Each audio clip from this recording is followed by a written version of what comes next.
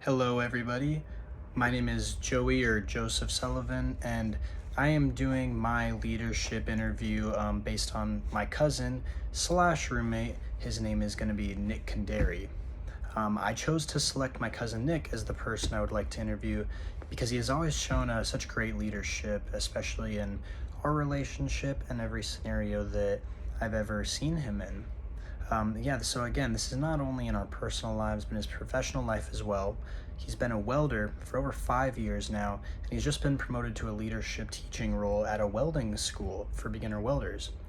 I think my cousin Nick shows the qualities that a leader has and is able to motivate a team and guide them to success.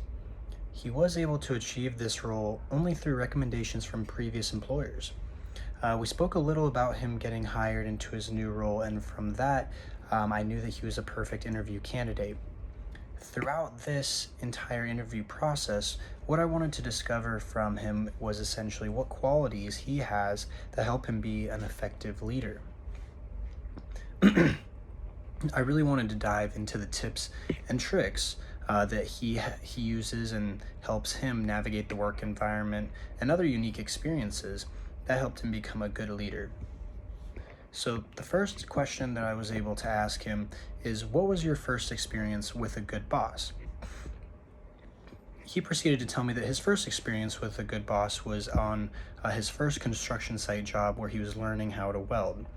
Now, he said that this boss ultimately helped the group and was always very focused on their self-interest rather than his own interests. And I think that this is a very good point in learning to become an effective leader. Going back to our textbook, it talks about altruism. And this, makes concern for others the ultimate standard in regards, in this particular scenario for the employer. His ultimate concern was his employees, and that really showed through in his work ethic and made a very big impression on Nick, which kind of helped him become a good leader down the line. Now, what I asked him, what his biggest takeaway from this from this particular leader in his first construction site job was, he said that his ability to influence the attitude of others. He said that how he was able to motivate the job and everyone on the job site to have fun, because in a construction site world, sometimes people can get down because the work is very hard. He said that this particular leader was always able to motivate the crowd, always able to motivate the crew and get them ready for work. Now, when he was telling me this, it reminds me of my notes back on chapter 9, where it talks about, public leadership and how it can influence the attitudes and behaviors of a large audience. And this can even be said for small corporations on how their attitudes and behaviors can really impact the overall attitude of the group.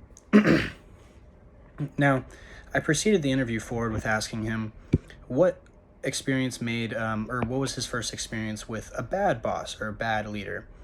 Now, he proceeded to say that his first experience with a bad leader was at Home Depot, and he said the boss was very mean and tried to put essentially all of his job duties and roles on the staff, rather than take the job duties and responsibilities for himself. Now, going back into the chapter and looking at the notes, I recall that in chapter 11, it talked about the challenge of responsibility and how responsibility is such a challenging thing. Even leaders can have a hard time accepting the responsibility that comes with a big role. Now, Nick goes on to talk about how this experience of his leader putting all of the work and most of the job duties on other people rather than take it on himself, that almost turned him off a little bit to that particular leader, and is something that he wanted to change in his day-to-day life, in his leadership role as well.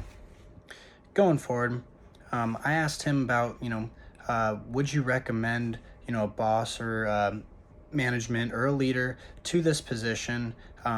Would you recommend going into the welding world and trying something like that out? And he said yes, but you do need to have a good instructor.